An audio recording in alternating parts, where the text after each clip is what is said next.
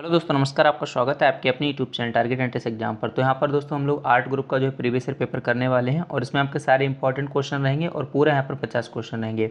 तो जो art group के हैं वो तो बच्चे देखेंगे ही, साथ में अगर साइंस ग्रुप के स्टूडेंट्स देखना चाहें तो वो भी इसको देख सकते हैं, क्योंकि इसमें जो सामान्य ज्ञान के क्वेश्चन रहते हैं और पेपर फर्स्ट में आपको सामान्य ज्ञान के क्वेश्चन आते हैं। बाकी यहाँ पर पूरी प्लेलिस्ट आपकी सभी जो डिज़ाइन कर दी है, आप सब प्लेलिस्ट को जो देखिएगा अच्छे से। प्रीवियस ईयर पेपर वाली जो प्लेलिस्ट है उसको आप जरूर देख लेना। अगर आपने कुछ भी नहीं पढ़ा तो आराम से आपकी जो अच्छे से प्रैक्टिस यहाँ पर हो जाएगी। तो चलिए फटाफट से अपने क्वेश्चन को स्टार्ट करते हैं। पहला क्वेश्चन है आपका 51 नंबर। जो 50 क्वेश्चन होंगे वो जीके के हो जाएंगे और उसके अगले के 50 आपके आते हैं जो है हिंदी या इंग्लिश के जो पहला पेपर रहता है। दूसरा पेपर रहता है इसमें 50 क्वेश्चन आपके रीजनिंग के आते हैं और उसके आगे 50 क्वेश्चन आपके सब्जेक्ट के आते हैं। तो आपके सब्जेक्ट वाले क्वेश्चन चल रहे हैं। 51 है आपका, निम्नलिखित में से कौन सा युग्म सुमेलित नहीं है, यानी कि कौन सा सही नहीं है आपको बताना, आपको फोकस करना नहीं है पर। स्वर्ण जो क्रांति थी फलों के उत्पादन को बढ़ाने के लिए थी, बिल्कुल यहाँ पर सही है। तो ये तो आंसर होगा नहीं, क्योंकि आपको गलत वाला पहचानना है। नीली क्रांति उर्वरकों के उत्पादन में वृद्धि, बिल्कुल गलत है। पीली क्रांति अंडों के उत्पादन से, ये भी आपका गलत है। जो आपकी जो है नीली क्रांति थी वह किसके लिए चलाई गई थी? नीली क्रांति आपकी जो है मत्स्य उत्पादन के लिए यहाँ पर चलाई गई थी। और उसके अलावा यहाँ पर जो है ये मत्स्य उत्पादन के लिए हो जाएगी। और जो पीली क्रांति थी वो आपकी जो है अरहर यानी कि अरहर नहीं, यानी कि तिलहन का उत्पादन जो है बढ़ाने के लिए थी। तो यहाँ पर आपका जो है आंसर वाला थर्ड वाला आपका थर्ड और सेकंड दो आपके गलत है, यानी कि ऑप्शन डी आपका करेक्ट हो जाएगा। ठीक है, तो सेकंड और थर्ड वाले आपके जो है गलत हैं, फर्स्ट वाला आपका यहाँ पर सही है। तो भारत में जो है मत्स्य उत्पादन की वृद्धि के लिए आपकी कौन सी चलाई गई थी? नीली क्रांति। और जो पीली क्रांति चलाई गई थी वह आपका तिलहन के उत्पादन से जो यहाँ पर संबंधित थी। अब यहाँ पर क्वेश्चन नंबर आपका 52 है। निम्नलिखित में से कौन से अधिकार को मौलिक अधिकारों से हटाकर एक सामान्य कानूनी अधिकार बना दिया गया? यानी पहले कौन सा था? मौलिक अधिकार, अब उसे हटाकर सामान्य कानूनी अधिकार बना दिया गया है। कौन सा था? जीवन की रक्षा तथा दैहिक स्वतंत्रता का अधिकार, संपत्ति का अधिकार, शिक्षा का अधिकार या धार्मिक स्वतंत्रता का अधिकार। तो इसमें आपका हो जाएगा संपत्ति का अधिकार, यानी ऑप्शन बी। निम्नलिखित में से कौन सा मौलिक कर्तव्य के अंतर्गत नहीं आता है? सार्वजनिक संपत्ति की सुरक्षा, प्राकृतिक पर्यावरण का संरक्षण तथा उसमें सुधार करना, या सद्भाव को बढ़ावा देना, या फिर अभिव्यक्ति की स्वतंत्रता का संरक्षण। तो यहाँ पर आपका डी आंसर हो जाएगा। ये वाला जो है मौलिक कर्तव्य के अंतर्गत नहीं आता है। क्वेश्चन नंबर आपका 54 है। संस्कृत नाटक नागानंद की रचना किस शासक द्वारा की गई थी? प्रभाकर वर्धन, हर्षवर्धन, चंद्रगुप्त द्वितीय या बिंदुसार द्वारा। तो सीधा क्वेश्चन, इसको आपको याद करना है। 54 का आंसर आपका बी हो जाएगा, हर्षवर्धन। संस्कृत नाटक नागानंद की रचना जो है हर्षवर्धन शासक के द्वारा की गई थी। क्वेश्चन नंबर आपका 55 है। निम्नलिखित का मिलान करिएगा। तो इसमें आपका एक तरफ दिए हैं जो धर्म सुधार आंदोलन है और दूसरी तरफ हैं उनके जो है संस्थापक, जैसे कि आर्य समाज, ब्रह्म समाज, वेद समाज और प्रार्थना समाज। इनसे जो है एक ना एक क्वेश्चन किसी ना किसी कॉम्पिटिटिव एग्जाम्स में जरूर आपसे पूछ लिया था, तो इसको आप अच्छे से यहाँ पर पढ़ लेना। तो यहाँ पर आपका फर्स्ट का आर्य समाज का क्या हो जाएगा? आर्य समाज का जो है दयानंद सरस्वती जी, यानी कि फर्स्ट का आपका बी हो जाएगा, जो कि ऑप्शन ए में भी है, सी में भी है और आपका डी में भी है। तो यहाँ पर आपका ए, सी, डी इनमें से कोई होगा, सी तो आपका नहीं होगा। इस प्रकार के क्वेश्चन जो है आप लोग किया करो। फिर उसके बाद यहाँ पर सेकंड का ब्रह्म समाज राजा राम मोहन राय, तो दूसरे का ए देखो, पहले में भी है बी में भी, यानी कि ये दोनों कट जाएंगे। उसके बाद वेद समाज, तो यहाँ पर क्या हो जाएगा आपका? केशव चंद्र सेन तथा के श्रीधरलू नायडू, यानी कि ऑप्शन आपका बी वाला जो यहाँ पर सही हो जाएगा, फोर्थ का श्री आत्माराम पांडुरंग। इस प्रकार से तो यहाँ पर 55 का आंसर आपका बी वाला करेक्ट हो जाएगा। बाल न्याय अधिनियम किस सन में पारित हुआ? 1974, 84, 86 या फिर 1991। क्वेश्चन नंबर आपका 56। इसका करेक्ट आंसर क्या हो जाएगा? 1986, यानी ऑप्शन सी आपका सही हो जाएगा। भारत में बाल अपराधी के लिए लड़के व लड़की की आयु क्या है? यानी कि जो है बाल अपराध जो है माना जाएगा। ठीक है, सॉरी क्या पूछा? भारत में बाल अपराधी के लिए लड़के व लड़की की आयु क्या है? ए 7 वर्ष, 10 वर्ष से कम, यानी कि लड़के व लड़की। तो पहली वाली है लड़के की और दूसरी वाली आपकी लड़की की है। तो 57 का आपका करेक्ट आंसर क्या हो जाएगा? डी 16 वर्ष और 18 वर्ष से कम। फिर यहाँ पर क्वेश्चन नंबर आपका 58 है। विवर्तवाद के प्रतिपादक हैं गौतम, कपिल, शंकराचार्य या फिर कुमारिल भट्ट। यहाँ पर क्वेश्चन नंबर आपका 58। तो विवर्तवाद के जो प्रतिपादक हैं मतलब प्रतिपादक हैं कौन है? 58 का आंसर आपका सी हो जाएगा, शंकराचार्य। क्वेश्चन नंबर आपका 59 है। चारवाक दर्शन में 4 पुरुषार्थों में से किसे चरम लक्ष्य माना गया है? धर्म, अर्थ, काम, मोक्ष। तो 59 का आंसर आपका सी हो जाएगा, काम। ठीक है, चारवाक दर्शन एक प्राचीन क्या है आपका? भारतीय भौतिकवादी जो है नास्तिक दर्शन है। तो यहाँ पर आपका आंसर क्या हो जाएगा, सी यानी कि काम। शाद्यवाद का संबंध किस दर्शन से है, बौद्ध, जैन, सांख्य या फिर वैशेषिक। तो यहाँ पर क्वेश्चन नंबर 60 का आंसर आपका बी हो जाएगा, जैन।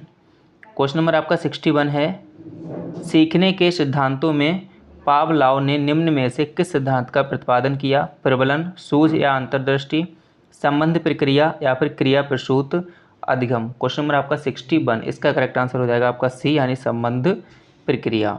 सीखना आवश्यकता की पूर्ति की प्रक्रिया के द्वारा होता है, ये कथन जो है किसका है, सीखना आवश्यकता की पूर्ति की प्रक्रिया के द्वारा होता है। थॉर्नडाइक, पावलोव, बर्दिमर या सी.एल. हल। जब आप जो है बीएड का कोर्स करेंगे तब आपको वहाँ पर इस प्रकार के क्वेश्चन जो है ज़्यादातर देखने को मिलेंगे।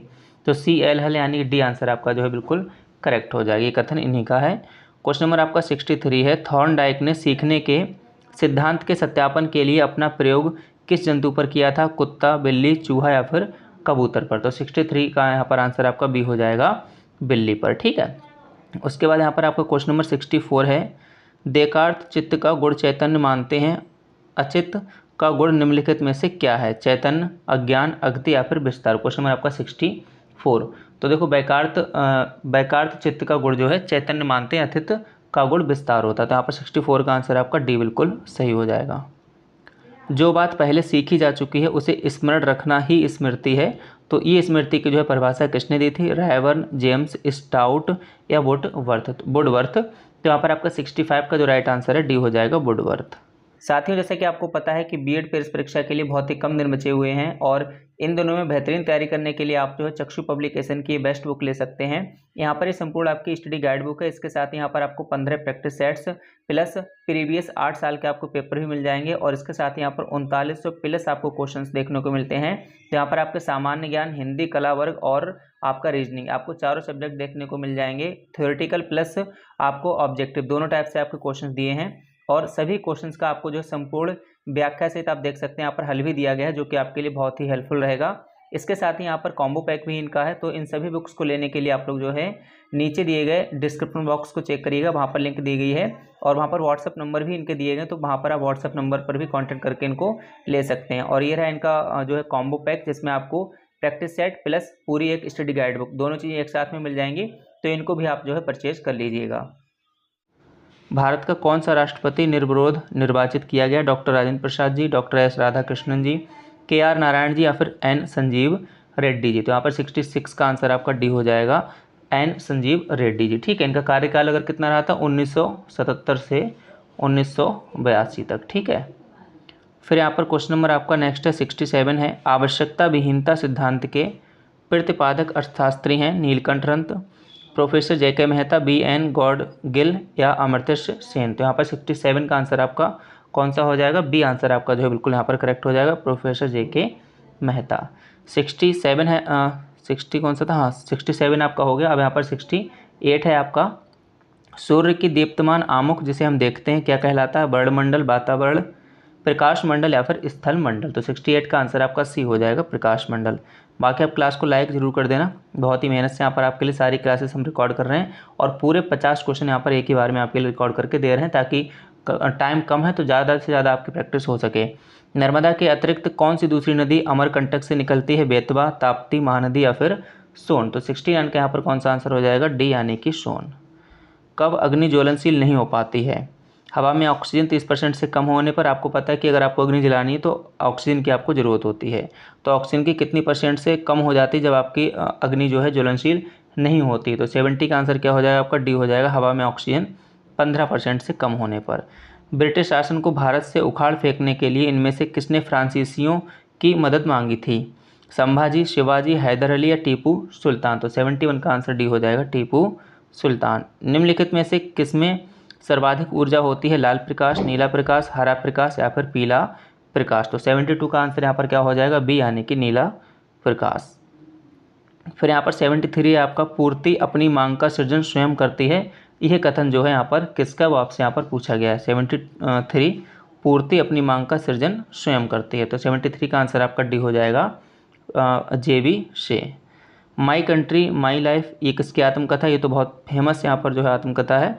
और इसको आपको जो है पता होना चाहिए, कई सारे एग्जाम्स में इसको पूछा जा चुका है। तो यहाँ पर लाल कृष्ण आडवाणी जी यानी 74 का सी आंसर यहाँ पर बिल्कुल करेक्ट हो जाएगा। ठीक है, इसके बाद यहाँ पर क्वेश्चन नंबर आपका 75 है।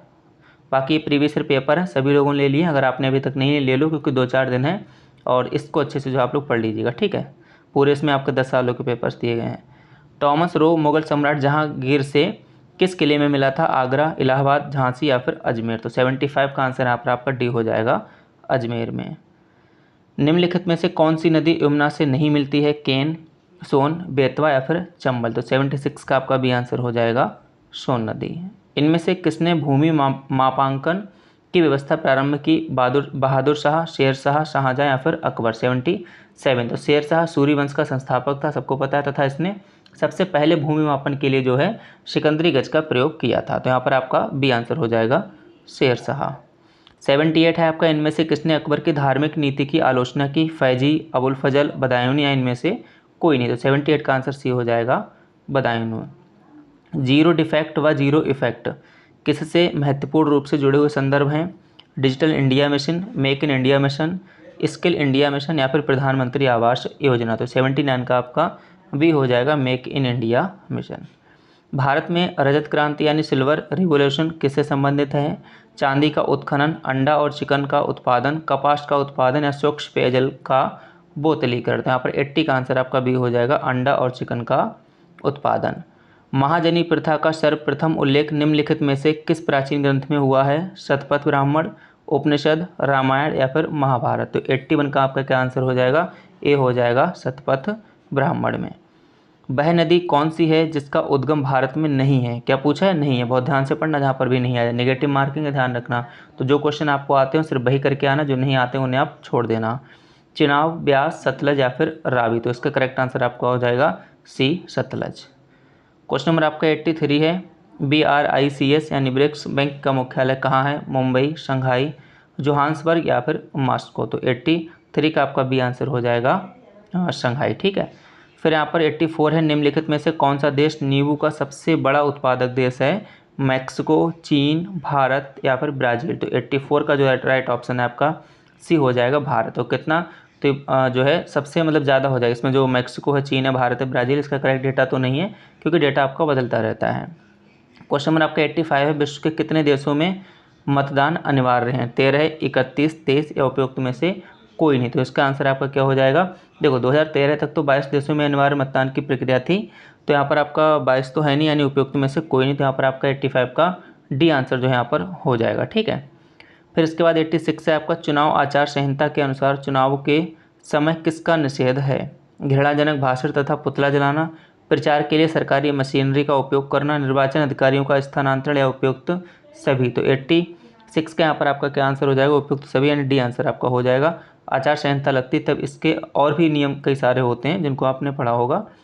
क्वेश्चन नंबर आपका 87 है। जिस दिन भगत सिंह जी को फांसी दी गई वह शहीद दिवस के रूप में प्रत्येक वर्ष कब मनाया जाता है? तो ये तो भाई आपको हर हाल में पता ही होना चाहिए। तो 87 का आंसर आपका ए हो जाएगा, 23 मार्च और 1931। ठीक है, फिर यहाँ पर क्वेश्चन नंबर आपका 88 है।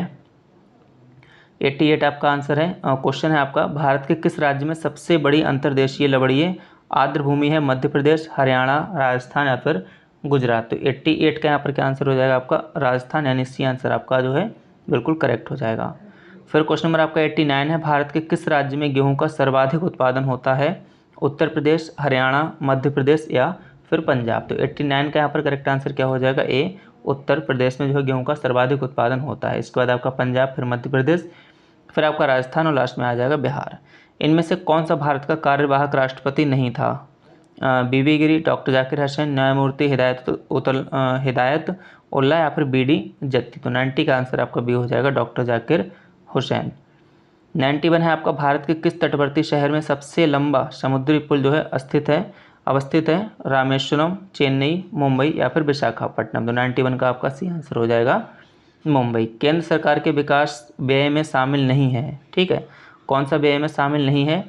सामाजिक एवं सामुदायिक सेवाओं पर व्यय या फिर राज्यों के लिए अनुदान, रक्षा व्यय, आर्थिक सेवाओं पर व्यय? तो 92 का यहाँ पर करेक्ट आंसर क्या हो जाएगा? सी, यानी कि रक्षा व्यय।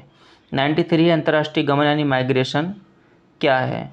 देशों के बीच में लोगों का संचालन, लोगों का शहर से ग्रामीण क्षेत्रों में संचलन, देशों में लोगों का संचलन या एक गांव से दूसरे गांव तक लोगों का संचलन, तो 93 का ए आंसर हो जाएगा। मतलब देशों के बीच में लोगों का संचलन। लोकसभा चुनाव के लिए उम्मीदवार बनने की न्यूनतम आयु सीमा कितनी होती है? तो पहले इस प्रकार के बहुत क्वेश्चन आते थे, लेकिन अब अच्छे एग्जाम्स में नहीं आते क्योंकि सबको पता ही होता है। तो 94 का यहाँ पर क्या आंसर हो जाएगा? बी, यानी कि 25 वर्ष। चौरी चौरा घटना कब हुई थी? 23 मार्च 1922 या 5 फरवरी, 3 मार्च या फिर 5 मई 1922 में हुई थी। और कब एग्जैक्ट हुई थी? तो 95 का आंसर आपका बी हो जाएगा, 5 फरवरी 1922। निम्नलिखित में से कौन कैबिनेट स्तर का होता है? विपक्ष का नेता, भारतीय रिजर्व बैंक का गवर्नर, भारत का नियंत्रक एवं महालेखा परीक्षक या भारत का महान्यायवादी। तो 96 का यहाँ पर आपका राइट ऑप्शन हो जाएगा, विपक्ष का नेता। प्रायद्वीपीय भारत का दक्षिणी छोर कन्याकुमारी स्थित है। कहाँ स्थित है? मकर रेखा के दक्षिण में, भूमध्य रेखा के उत्तर में, कर्क रेखा के उत्तर में या भूमध्य रेखा के दक्षिण में। तो 97 का आपका जो करेक्ट आंसर बी हो जाएगा, भूमध्य रेखा के उत्तर में। वह कौन सा स्थान है जहां अंतिम मुगल सम्राट बहादुर शाह जफर की मृत्यु हुई थी? रंगून, ग्वालियर, आगरा या दिल्ली। तो 98 का ऑप्शन आपका हो जाएगा ए, यानी कि रंगून। क्वेश्चन नंबर आपका 99 है, सविनय अवज्ञा आंदोलन का मुख्य उद्देश्य क्या था? अगस्त कथन के विरुद्ध या फिर गोलमेज सम्मेलन के विरुद्ध या विंस्टन चर्चिल का प्रतिक्रियावादी उपागम या नमक कर के विरुद्ध? सविनय अवज्ञा आंदोलन। तो 99 का आपका डी हो जाएगा, नमक कर के विरुद्ध में। बाकी यहाँ पर 100 क्वेश्चन है जो कि आप लोग इसका आंसर कमेंट बॉक्स में करेंगे। भारत की, ठीक है, क्या लिखा है, एक सेकंड, इसका आंसर आप क्या करेंगे, कमेंट बॉक्स में जो है कमेंट करके बताएंगे। जो भी लास्ट क्वेश्चन होता है, भारत की उच्चतम वार्षिक वर्षा कहाँ पर दर्ज की गई? बाकी उम्मीद है आपको सभी क्लास पसंद आ रही है, तो क्लास को लाइक करना और चैनल को सब्सक्राइब ध्यान से कर लेना। सारे अपडेट्स और सारी चीज़ें यहाँ पर आपको टाइम टू टाइम दी जा रही हैं। इसी के साथ आप सभी साथियों का बहुत बहुत धन्यवाद।